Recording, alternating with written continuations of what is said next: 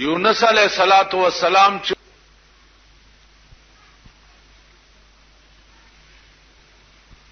داغه قوم باندې چې څو وخت کې الله اراده وکړه د عذاب راتلو،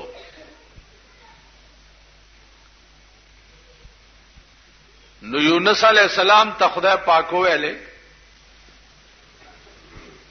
چې ته یو طرف ته شه،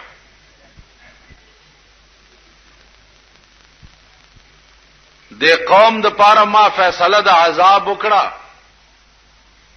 دوی باندې عذاب راځي او ته یو طرف ته شه. نو یونس علیہ الصلوۃ والسلام چې هغه ته نه غرونو ته لاړو،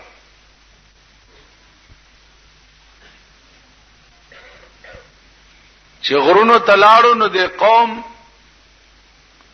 چې څو وخت کې آثار د اسمان ولید،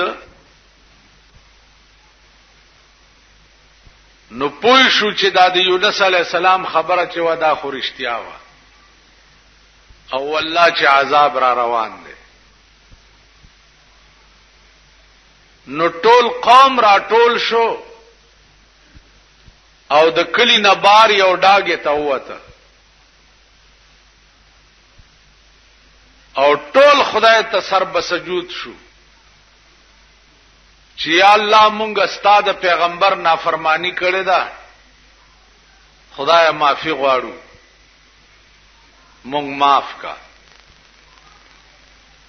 اراغله عذاب ته نه واپس لاړو.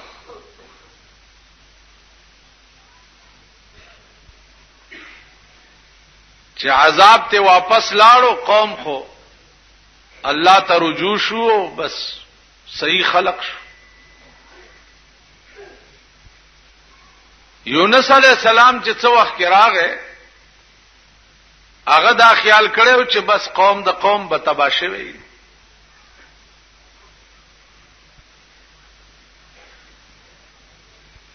چا ورته لاره کې وی چې هغه باندې خو عذاب راغله او خو هغه عذاب ته واپس لاړو، قوم تباہ نشو. یونس علیہ السلام دغه وخت کې دا خیال وکړ چې کزوز د قوم تلار شم نو زما تکذیب به وکي،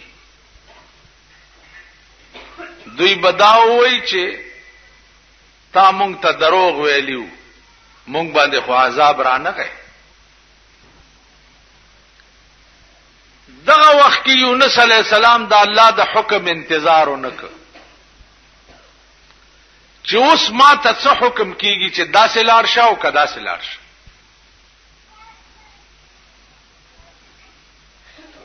نو د روان شو مخ په دریاب باندې او خیال وکړ چې د دې دریاب ناغه غاړه بلار شم او ولته به وخت تیروم.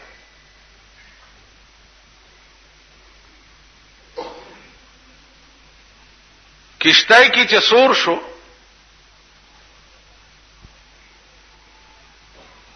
کشتای روانه شو چې د دریاب منځ ته ورسېده نو کشتای ون خطا.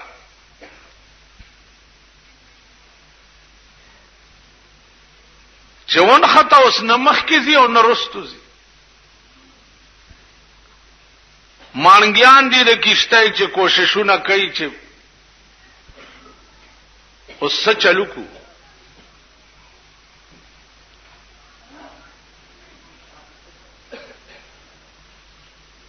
आवाज وشو چې په دې کشتای کې د مالک نه څوک باغیرا تختیدلې ده. نو دا کشتای به ترغه نه روانيږي چې ترسو پورې هغه باغی تاسو دې سین ته نه غورځولې.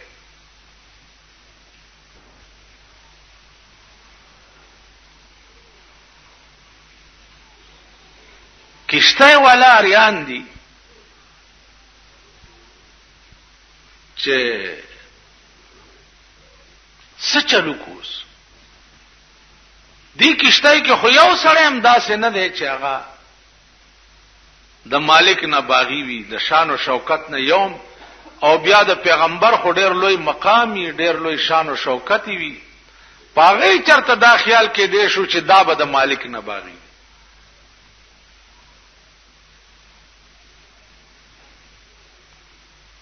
یو تا ګوري بل تا ګوري بل تا ګوري.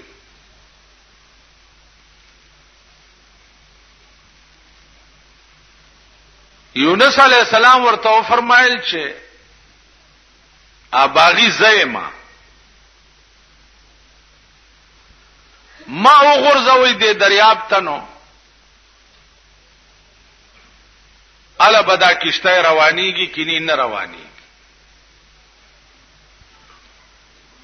اغي ورته وی چې ستاد شان او شوکت نه دانه معلومیږي چې ته باغی.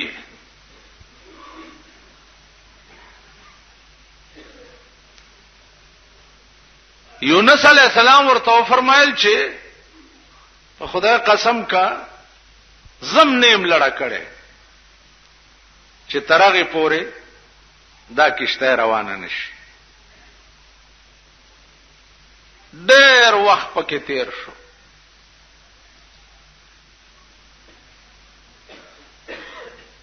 کشته کې نور دنیا چې څومره ناسته دا غم مجبوره شو. مانګیانم مجبور شو. یونس علیہ السلام یونی وو دریاب ته وغورځول. او چې وی غورځولو دې مقام کې الله د تب دریاب یو نهنګ ته حکم کړو چې د کشته نه سړی را وغورځيږي ته تیر کا. اغه نهنګ لوی مېد دریاب ورته ولاړو چې څنګه دې ورغورځولو هغه ونی و خلک او بس تیرې. نهنګ ته حکم وشو چې دا هضم نکي. ما دا ستا خېټه د پاره قیدخانه جوړه کړې ده. دې بستا په دې خېټه کې قیدی.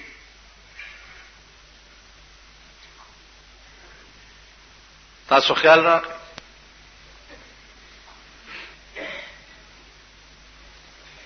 سلويخت ورځې یونس علیہ الصلات والسلام چې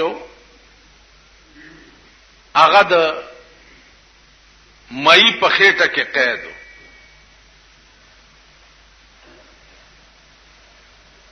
دا وخت کې الله ته التجا وکړه چې بار الہ دې زنه د وتو صورت بچي اوزم بچنګا.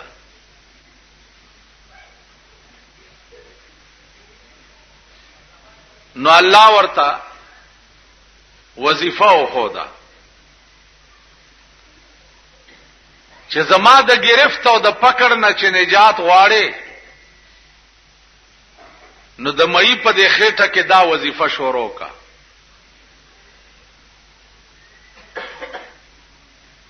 چې لا اله الا انت سبحانك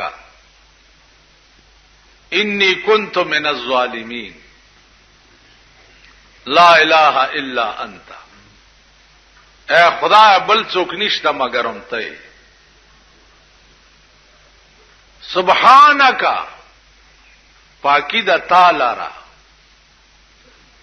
انی کنت من الظالمین خدای ما په ځان زیاته کړې ده چې ما ستاد یو حکم انتظار نه دی کړی. عزیزانو سلويخت ورځې یونس علی السلام د مئی په خېټه کې دا وظیفه کوله. یونس علی السلام پیغمبر دی. صرف قوم تلانړو او مخ په دریاب روان شو او د الله د حکم انتظار یې ونکړ. نو الله د کشتای نه مئی لاندې وغورځولو مئی تیر کړو او سلويخت ورځې خدای د مئی په خېټه کې قید کړو او ورته وی چې دې خېټه کې به ته قیدې تا زما د حکم انتظار ولې ونکړ؟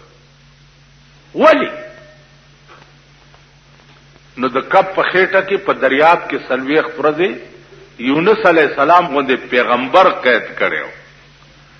زمون ټول عمر د خدای د حکم دین انتظار خو څه کې ته باغیان یو چې مونږ بس څومره کروڑونه اربونه کاله په جهنم کې قید یو. نو وظیفه ورته خدای د مې په خېټه کې وخودا چې پتیارو کې خو پروتي او وظیفه وکړي نجات درته وشي. لا اله الا انت سبحانك، خدای تا نه بغیر بل څوک نشته، ته پاکه. انی کنت من الظالمین، خدای ما په ځان زیاته کړي چې ستاسو د حکم انتظار مې نه کړي، معافي غواړم. نو سلويخ ورځې پس مې ته حکم وشو چې ورشه اوسې د دریاب په غاړه الټی کا. نو راوړو د دریاب په غاړه الټی کو او د کدو بوټي ته حکم وشو چې ورشه د کب په خېټه کې بدن کچا شوی دی، ته په ورشه بوټي سورې جوړ کا چې دا بدن مچان پکېني. یونس غوندې سړی سره دا چل شو، مونږ سره به څه چل کی؟ مونږ بسکو. حضرت عمر غوندې سړی چې وفات شو 3 کاله پس حضرت علی په خوب کې ولیدو، جمع او خلی پر روانې وي.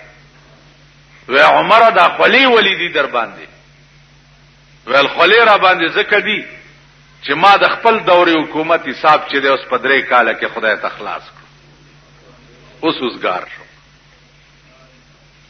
که عمر غوندې سړی چې ټول ورځ بناستو کمیس ته به ټاکای ګنډلې، غوړی به ولا چا راوړو ول به په خدای مې دې قسمی کوي او خرب چې تر سوره ته دا پته نه لګېدلی چې ټول قوم مې غوړی خوړلې. دا غوندې سړی حساب په 3 کاله کې خلاصيږي. عزیزانو چې زمونږ حساب په 100 کاله کې خلاص. لکه رسول الله صلی الله علیه وسلم ته سحر ټیم او ابو جهل راغی.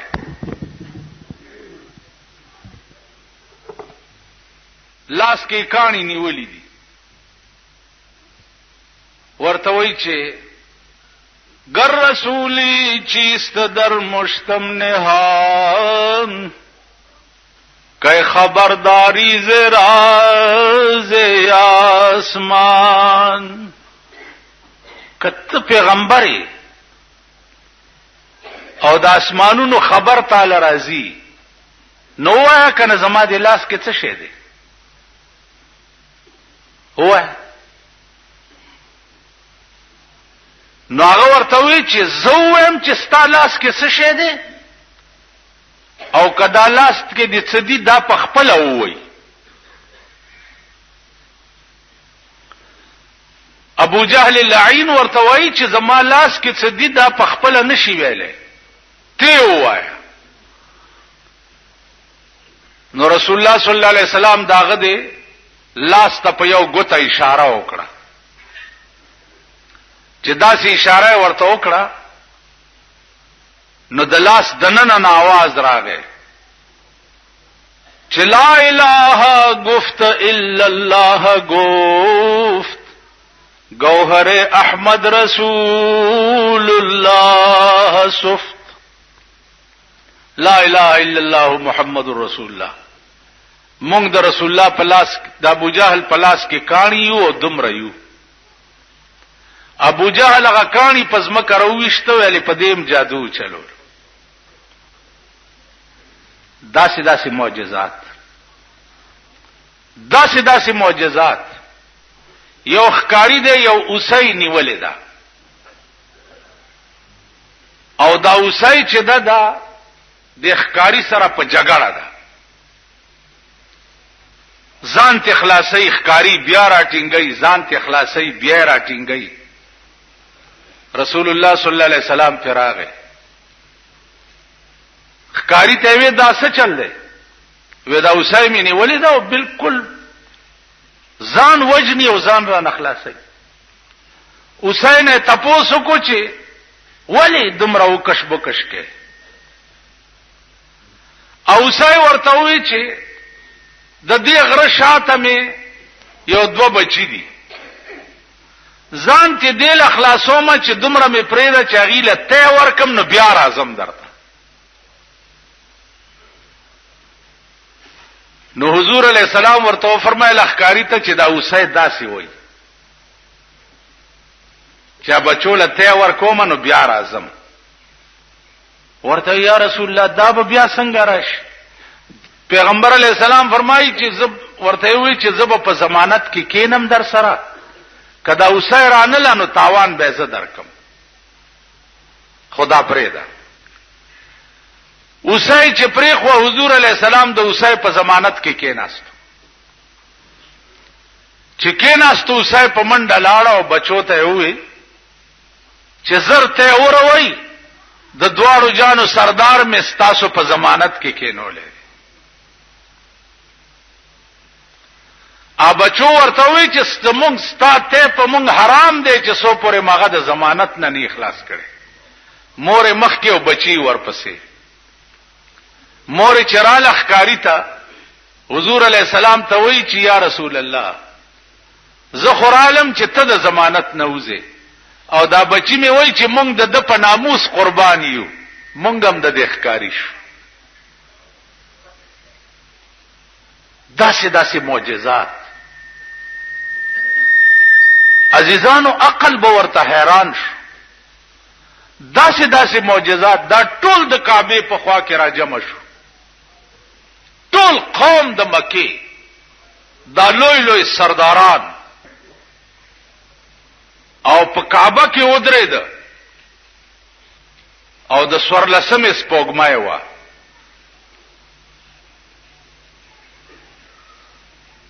او رسول الله صلی الله علیه وسلم ته وی چې وایا کنه ته چې پیغمبري او ته وای چې ماته وحی راځي نو دا سپوږمۍ دوه ټوکړې کا. حضور علیہ السلام ورته فرمایل چې بیا به مونږ نه منئ. ولله دا منو. په یو ګوته اسمان ته اشاره وکړه، په یو ګوته، او په اسمان کې سپوږمۍ دوه ټوکړې شو. د ټول قوم ورته کته، دا ټول سنادید د قریشو چې دی دا ولاړو دی ورته کته.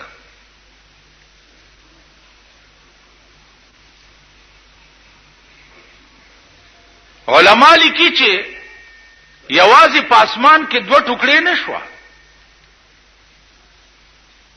بلکې هغه دواړه ټوکړې رااله، یو ټوکړه د حضور علی السلام په یو لستونی کې نه نوته او یو ټوکړه په بل لستونی کې، او په دې گریوان کې یو ځای شو او بیا اسمان ته لاړ. دا منظر چې د ټولو سنادیدو د قریشو ولیدو، وی کته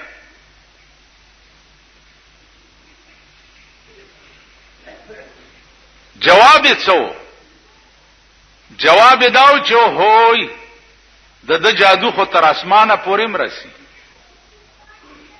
دا جواب. نو عرض میں داو چې دا څنګه خبره نه ده. علماء حقاو په هر زمانہ کې د حق خبره کړې ده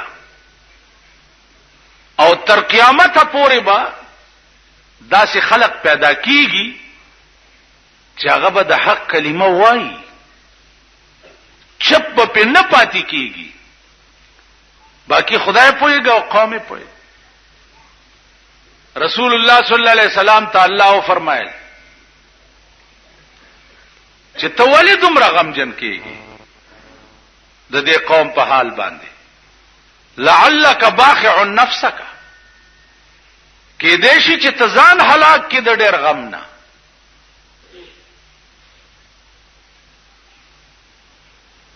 پرېږده واصبر على ما يقولون واهجرهم هجرا جميلا. دی چې سوي ته په صبر کاوه ما ته پریده ز پويګاو دی پوي نو عزیزانو د خدای پویده بیا داسیو لکه موسی علیہ الصلوۃ والسلام ته خدای وی چې اذهب الى فرعون انه طغى فرعون ته ورشه داغه سرکشي چې داغه د حد نه وړي دا انتها ته ورسېدو او چې یو انسان را پاسي او هغه وی چې زه خدای منو دین لوی سرکشي خو بل څه کې دیش یا الله ورزم خو او بادشاہ دی زه یوازې نو الله پاک ورته دوا علاج او خودل چې یو خستا جبه کې لکنت ته جبه دې اړمیږي نو ستا ترجمانی با تا سره می پیوست یو وزیر جوړ کړو چې استارور دی تا سره بدی هارون وزیرا دا بستا وزیر وی او ستا ترجمانی بکړي دویم دا چې دا تا سره کومه امسا ده چې ته په ګډه او چیلای سره دې امسا کې می هغه قوت کې خو چې ته د فرعون مخه ته ورشي او خبري شروع کی کده د حرکات بدل شو نو دا امسا داغه مخه ته وګرځوا تماشا کوا چې ز بیا څه کوم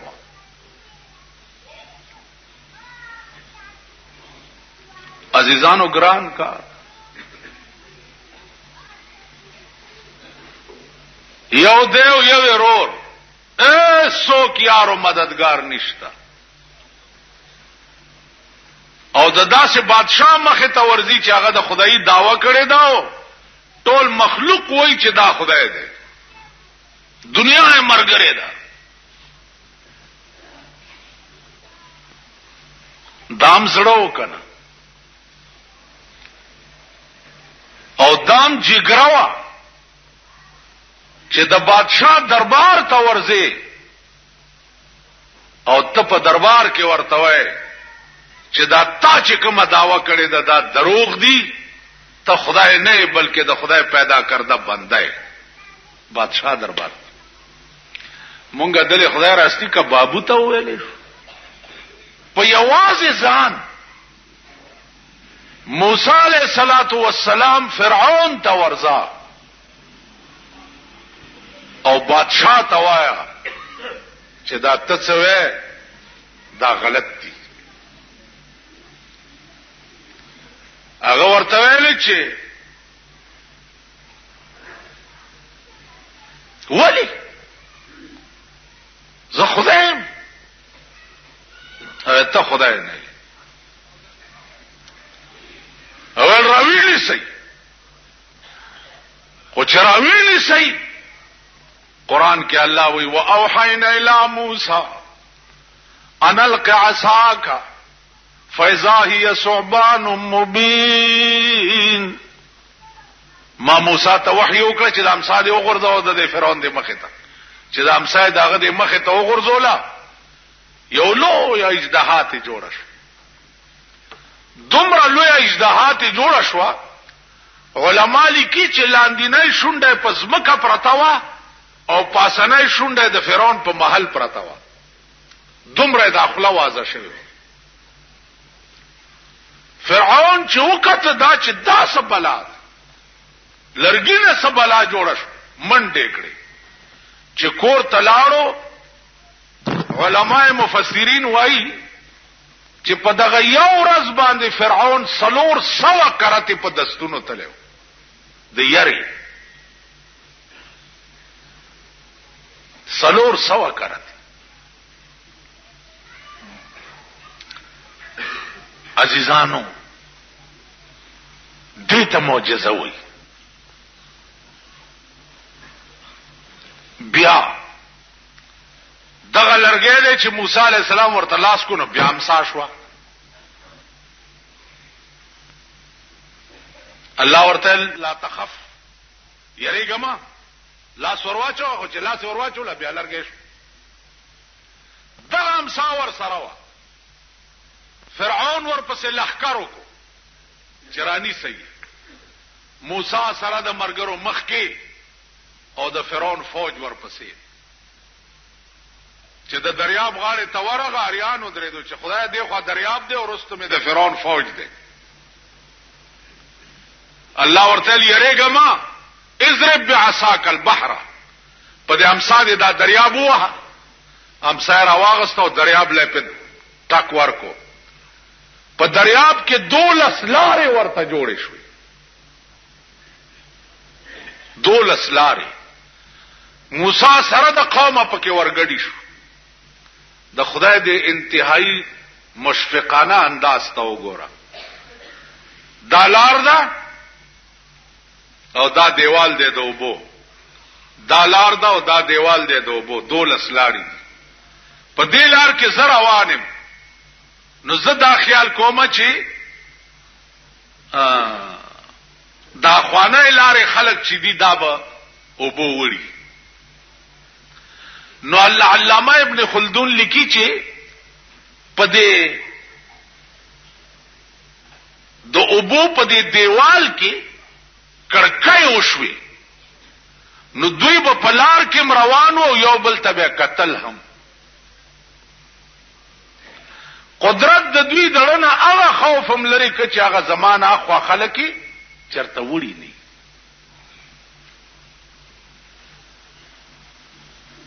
نو عرض می داو عزیزانو چې دا معجزه وا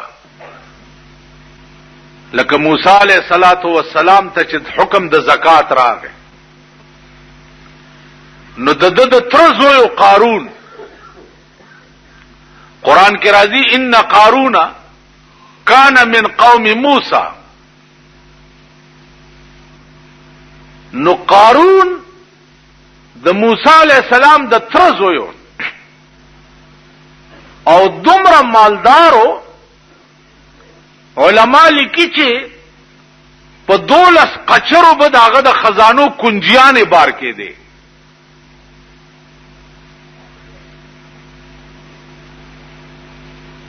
نو موسی علیہ السلام چې ورته وي چې زکات ورکا څومره ورکم دومره هغه چې زکات راټول کو هغه څلوي ډېرې جوړ چې ډېرې جوړ شو ول دی باندې خو خدای راستی کا زماړو شي دومره مال خو زنه شم ورکول موسی علیہ السلام ته وی چې ز پکې نه او خلق را جمع کو میټینګ یو کو چې تاسو څه خبر یې موسی علیہ السلام د زکات حکم کړی دی ځان مالدار کوي او مونږ غریبان کوي راځي چې صدا سي کار ورته پیدا کو چې بس خلق ته ټول منحرف شي او مونږ هم ته خلاص څوک ویسه الزام په لګاو ساعت په لګاو نو یو خزه راوسته چې خزه راوسته ورته دا یو بکس د اشرفو ډک والا خو چې موسی علیہ السلام تقریر کوي او د خپ جذبه کې راشي نو تبرا پاسي او به چې ما اورید د خبره د بیګا ما سره نعوذ بالله بدفعلی کړي دا بدا بکس والا او په مجلس کې به په موسی علیہ السلام دا الزام ولګي هغه ول ډېر خط بکس واغستو د موسی علیہ السلام بیان چو هغه تا ورله چې ورله پکې کې ناستا چې موسی علیہ السلام خپل عروج کې راغی نو دارا پاسه ده چې را پاسه ده په دې نیت چې زه په الزام ولګوم اوس د الله د شان تا ګور را پاسه ده په څنیت او خلینه وزي چې اشهد ان لا اله الا الله واشهد ان موسی کلیم الله.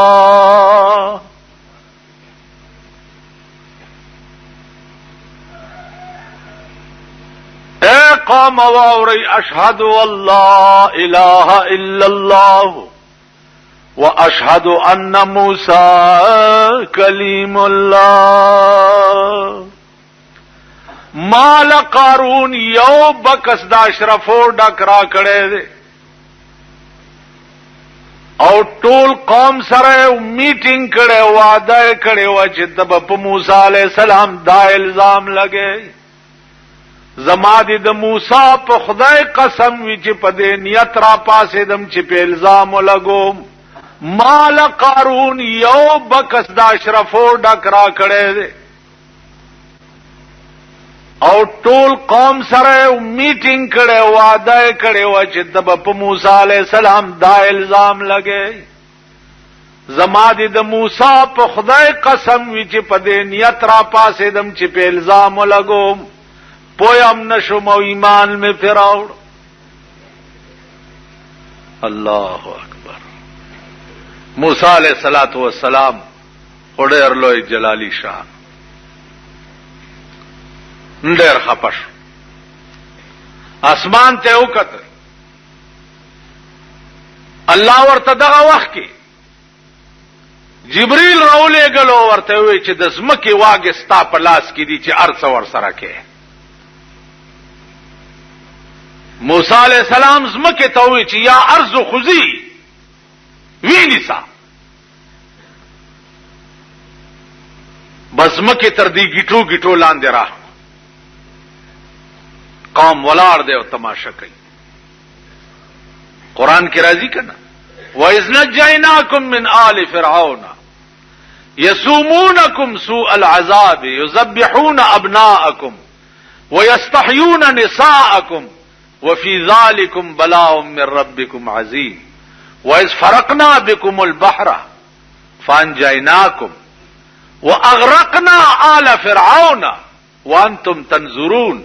اغه ورځ یاد کړئ چې دریاب میں در تسری ک تاسو میں بچ کړئ او فرعون میں سره د قوم په کې غرق کړ او وانتم تنظرون تاسو ورته کته تاسو د دریاب په غاړه ولاړ وای او کتم چې دریاب فرعون رونی وو او موسی علی السلام ته आवाज وکړو چې زه مسلمانې ګم استا خدای منم کا بچ مې کې هغه ورته الان قد ندمت ولا ينفع الندم.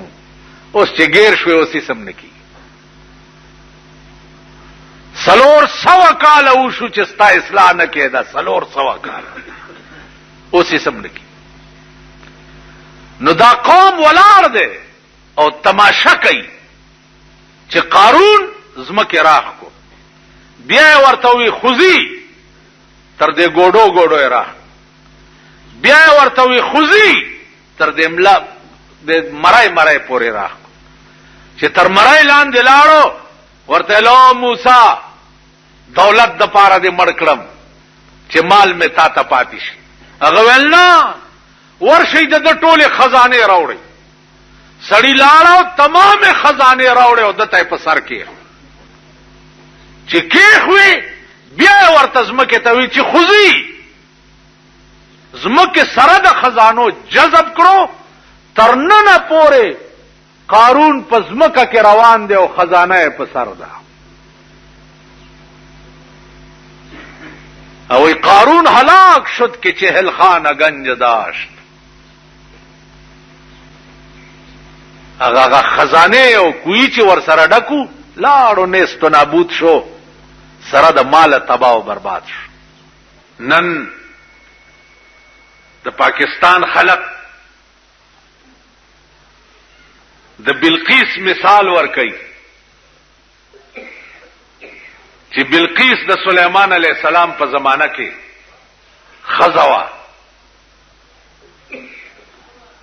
او باچا شوی و نو لا محاله خزا باچا جوړې دیش تمره دروغ نن د دنیا د لالچ د پاره ته د سليمان باندې دروغ وای. سليمان علیہ السلام دا خبره خو نه یاده چې هدهد مارغه ورته راغی او سليمان علیہ السلام د دې سړی نه ونیو چې چرته تللی وی لالوم دی. هغه ورته ویل سليمان ویخته به پرېدا زړه دې را توران کو د هغه ورځ نه ویریږي چې په کوم ورځ به تم خدای ته پیښي. د شهر سبا خبر می در تراوړې ده. شهر سبا کی یو خزه ده بلقیس نامه ده ولها عرش عظیم.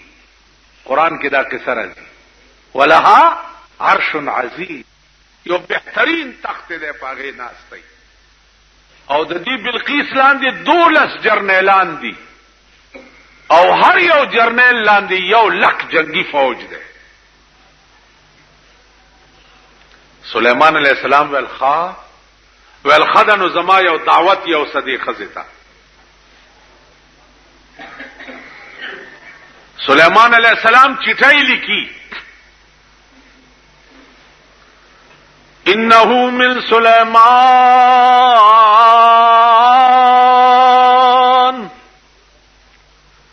بسم الله الرحمن الرحيم الله تعالوا علي واتوني مسلمين. وګوره د سليمان دا خبره خو نه یاده د بلقیس دا خبره خو نه یاده چې سليمان اول دعوت بلقیس ته د څه شي ور کړو. اول انه من سليمان بسم الله الرحمن الرحيم الله تعالوا علي واتوني مسلمين. انه من سليمان یعنی از طرف سليمان. بسم الله الرحمن الرحیم شروع کوم په نام د خدای چې بخون کې او مهربان. او بلقیس په خپل زور بناز نه کوي په جنگي جرنیلانو او فوجیانو بناز نه کوي. زه حکم در کوم چې راشه او مسلمان شه. حکم در کوم. د هدهد مارغه په غاړه کې دا چټای واچوله او هغه پاوا یوړه. کم خلک چې د خدای شي اغي ته بیا د ډاکخانو د چټي رشان ضرورت نه. مارغان د اغي بیا پوسمنی کوي. حیران شو. جرنیلان راوغخته چې دا چټای راغله د سليمان علیہ السلام نه څه چلو کو. جرنیلان ورته جنگ کو ورسره سچ د جرنیل طبيعت جنگ کو. هغه ورته نه جنگ نه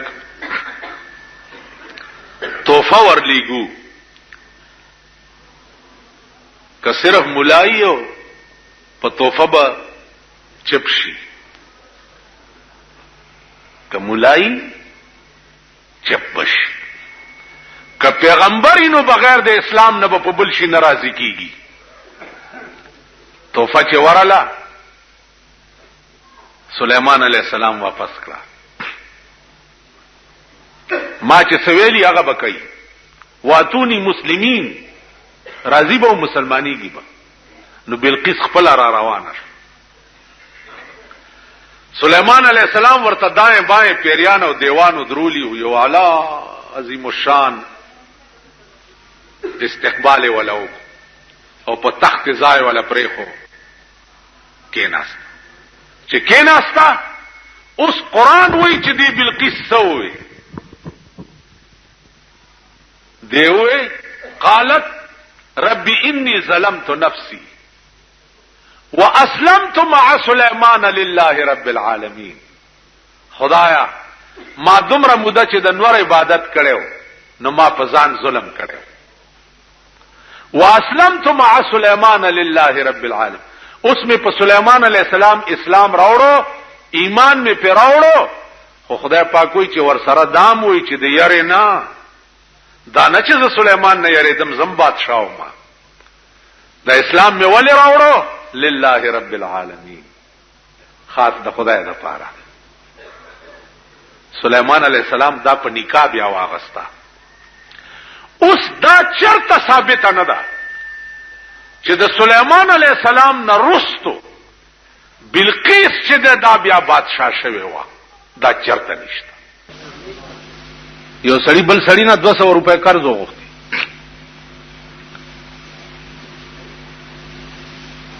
ودا 200 روپے والا ویسه گواه وکیل سړی ورته کفا بالله شهیدا وکفا بالله وکیلا. خدای نه لوی گواه، خدای نه لوی شاهد بل څوک دی. ځه کله به راوړې پلانې ورځ باندې، پلانې ورځ چې شوا چې بار راوته سورلی نشته چرته قافله چې پیراسور شي او دلا 200 روپے راورسي. خدای وعده خلاف کېږم داسې یو لرګي راغوس کو دونه نه او داغه د منځي خالی کو او پکې 200 روپے ورواچولې، سره ولا بند کو ور سره چټولي کلو چې یا الله چې درا کول په وخت کې د دې 200 روپو ترا ته وکیل او شاهد کړي وي، خدای دا پیسې مې هغه ته ولېګلې ته پويګا ور رسولې پويګا او پسین کې هغه لرګي ور واچول.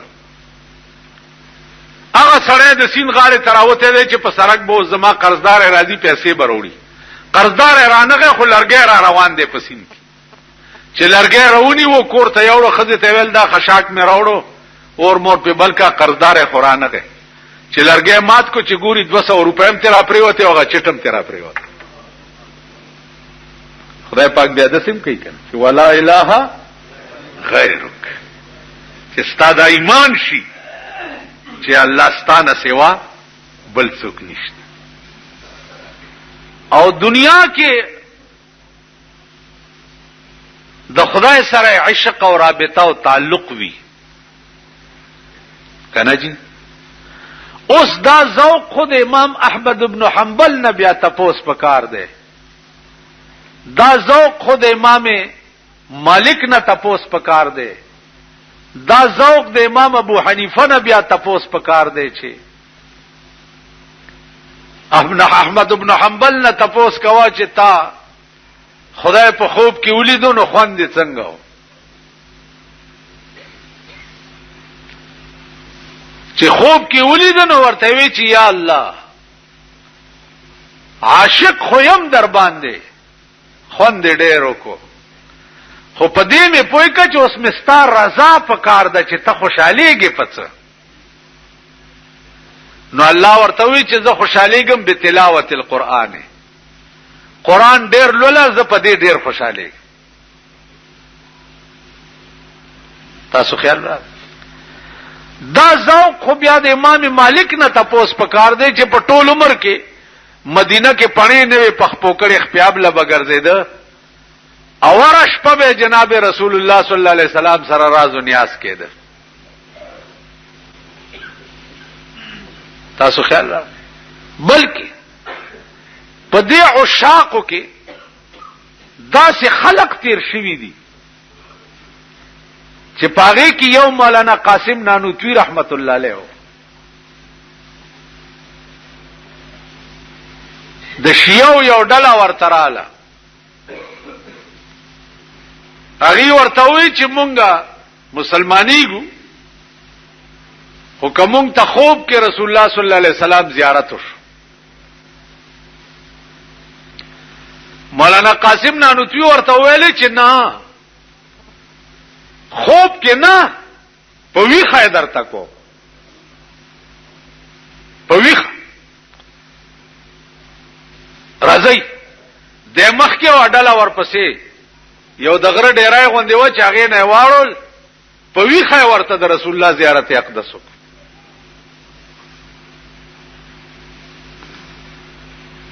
رحمان بابا په خپل یو شعر کې اشاره کړې ده چې زلیخی یوسف لیدل او په خوب کې زلیخی یوسف لیدل او په خوب کې ما په ویخه دې لیدل په خواب نه دی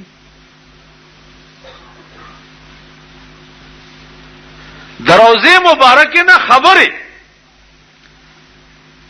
د رسول الله صلی الله علیه وسلم خو ډیرو کسانو سره شوی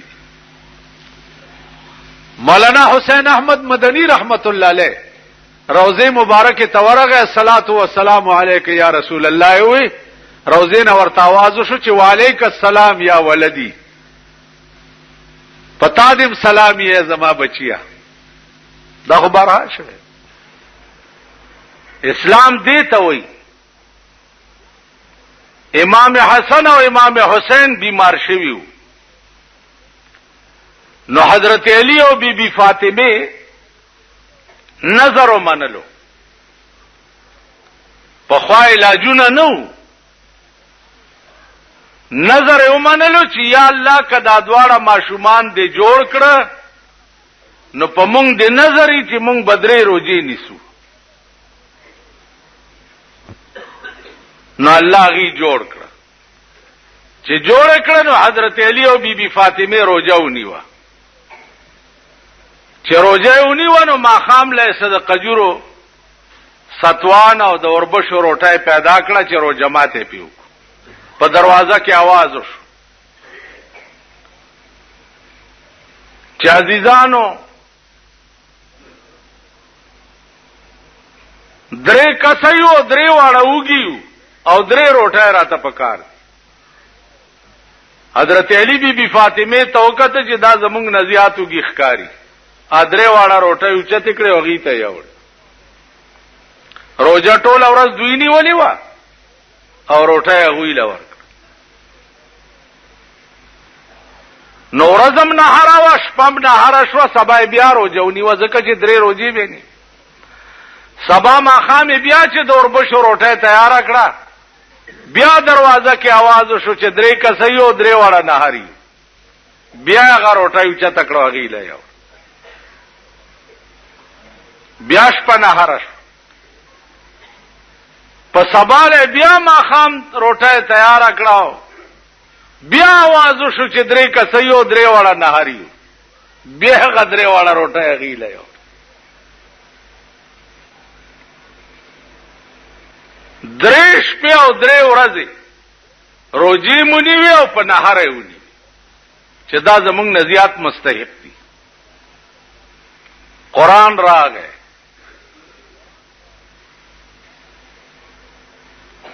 قرآن راغی جناب رسول الله صلی الله علیه وسلم ته چې یوفون بالنذر ويخافون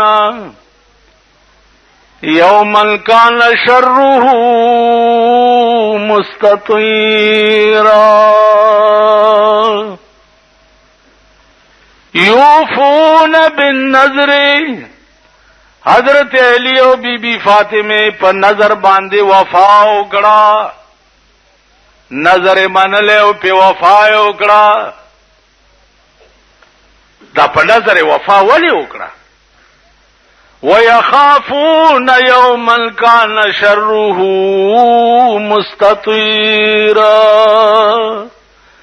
پدې نظر وفا زکه وکړه چې دا هغه ورځ نه یریدل چې د کوم ورځ شرب په ټوله دنیا باندې خور وي دا قیامت ورځ به وَيَخَافُونَ يَوْمًا كَانَ شَرُّهُ مُسْتَطِيرًا دا غورز شرب په ټوله دنیا باندې خور الله دې امان راکړي اے عزیزان دا سی ورځ به چې یوم یفر المرء من اخیه وصاحبته وبنیه رور بدرور نه لره لره منډه وای مور بد زوی نه منډه وای لور بد مور نه منډه وای اور سڑے بپ منڈی چی یا اللہ خیر کی چرتا ذرا گیر نشما ويخافون يوما كان شره مستطيرا. دا غورز نه یرید چې د کوم ورځ شرب پټوله دنیا باندې خور وي. اوس دا کار حضرت علی او بی بی فاطمه ولیو ک اسړو ته وای انما نطعمكم لوجه الله لا نريد منكم جزاء ولا شكورا. انما نطعمكم لوجه الله. او غریبانو مسکینانو دارو ټایم ګوره چې مونږ درکړه نو خالص خدای د پارم درکړه. لا نريد منكم جزاء ولا شكورا. نظر ندات ملرو چې شکریا مادا کا او نظر ندات ملرو چې بدل راکا. نبه بدل راکا وی او نبه شکریا ادا کوي. انما نطعمكم لوجه الله. خالص د خدای د پاره درک. دائم را ته خودلی دي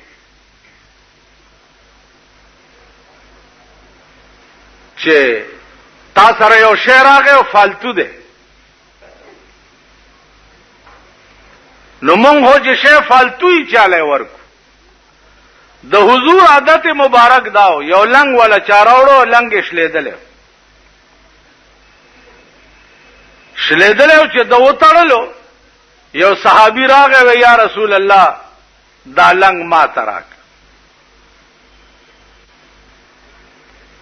اغلاړو بیا زوړ لنګو تړلو نه وی اغلا ورک. صحابه ورته په غوسه شو چې د خدای بنده دا دی ولې تی واغستو دا غلنګ شلیدلو. اصحابي ورته وی چې په خدای مې دې قسم وی چې ما دا لنګ دې د پاره نه راغسته چې زدا او تړم او یا واغوندم. دا د پیغمبر بدن پورې ولګې دو دا بکیدم چې کله زمرشم چې دا زما کفن شي. دې د پاره کومه کپڑا چې د پیغمبر بدن پورې لګېدلی وي او هغه کپڑا زما کفن شي نو مال به عذاب راځي څنګه؟ د انسان په زندګۍ کې یو کار داسې نشتا چې هغه د اسلامی دفعاتو نه بار دی. مثلا اوبس کې نوببا پدرے ساگانوس کې اوس درې ساگانو اوبوس کلو کې فلسفه څه ده؟ کدین خبر شي حیران بشي. یو بل مزیدار خبره تاسو ته ورس کوم. سړی ته انګه ورشي انګه تاسو ورته څه وایي؟ پرنجه ورشي یا انتروشه ورشي. مسله دا ده چې چا انتروشه واچولو نو هغه به وایي چې الحمدلله او هغه اوریدونکي به وایي چې يرحمک الله. موجوده د جرمني ساينسدانو په دې ریسرچ کړی دی چې دا سړی چې انتروشه واچي په اسلام کې د الحمدلله ولي وایي. دې کې څه راز دی؟ نو د زړه ماهرانو په دې ریسرچ کړی دی چې دا زړه چې دی دا ستړی شي. چې ستړی شي نو د ودرېدو ته آماده شي. نو زړه چې ودرېږي نو بیا خو سړی مړ کېږي. نو د هغې دپاره انګی ورشي. چې انګی ورشي نو هغه انګي سره بیا زړه حرکت وکړي او روان شي. نو دی الحمدلله وایي چې خدای شکر دی چې زما اړه دی د ودرېدو نه بچ کو. نو اوریدونکی به وایي چې الله دې په تا رحم وکړي چې تا خدای پاک د اړه د ودرېدو نه بچ کو. یعنی انګی قدر څه دی چې په هغې کې هم د اسلام دومره لویه فلسفه ده. اوس دا اودس وګورئ. سړی اودس کوي، په اودس کې خپې وینځي، لاسونه وینځي، مخ وینځي. په دې کې څه فلسفه ده؟ خو سړی د خوله کنګال کی او بس په مانځه دی ودرېږي. علما لیکي چې په دې کې فلسفه دا ده چې د یو مانځه نه تر بل مانځه پورې د په دې لاسونو څومره ګناه کړي او د مانځه له دی اودس کوي، نو د اودس اوبو سره هغه ګناه د دې لاسونو نه اورځي.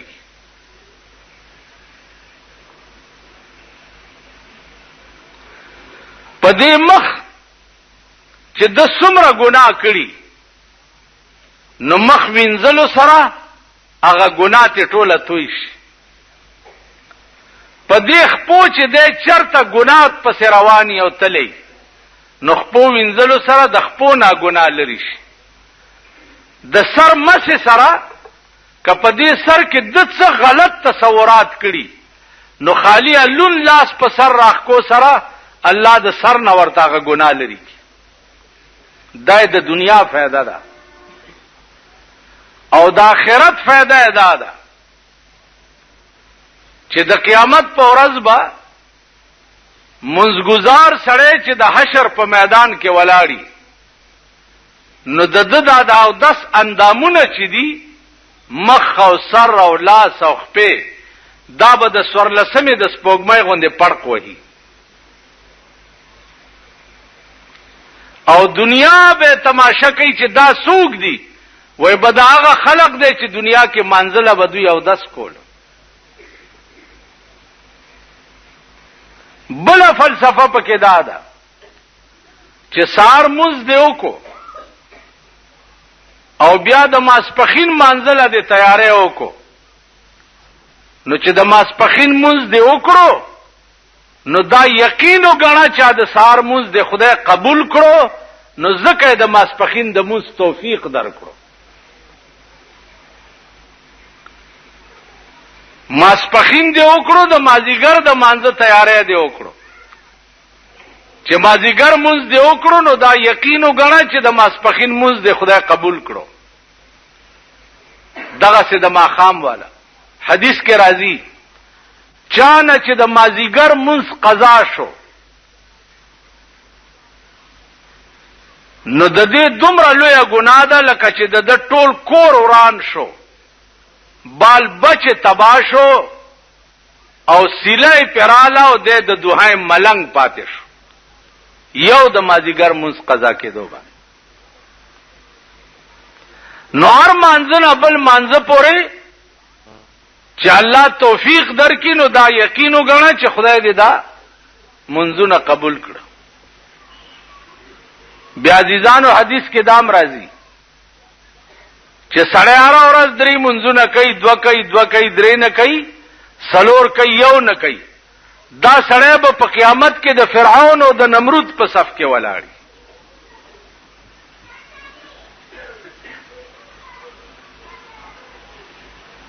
نو د اسلام په هر شي کې یو خاص راز دی. نن مسلمان قوم دا ټول شعائر د اسلام چې دی هغه خپل لاندې پېمال کړي.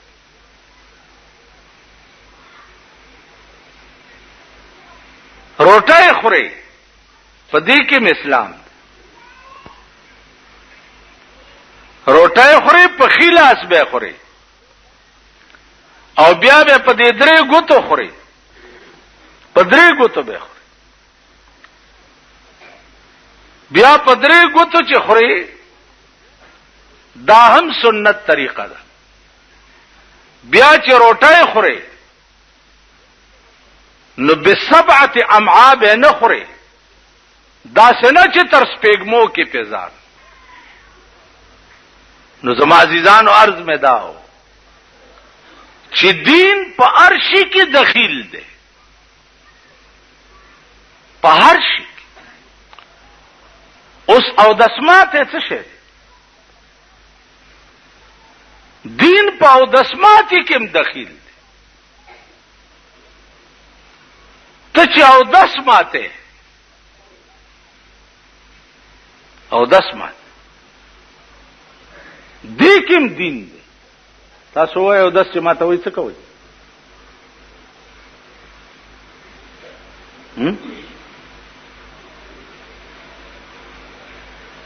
څه پوهېږئ او پرتوک پرانیستی هلته زور در کړی او ورډزې وهئ او دس چې ماته نو بسم الله به ووایې بسم الله الرحمن الرحیم به ووایې ایکې وجه څه ده ایکې وجه دا ده چې تا سره ملائک مقرر دي چې هغې ته کرامن کاتبین وایي 24 घंटे تا ګوري نو ته چې بسم الله وې نو ملائکه تا تشاکی او تزان بربند کې او چې بسم الله نه او پرتوک پرانی دی او ځان بربند کې نو خپل ملائکه در باندې لعنت وای او ستا په عمل نامه کې ولیکل شي تاسو وايي په ایمان چرته بسم الله ویلې غولو ته چکه نه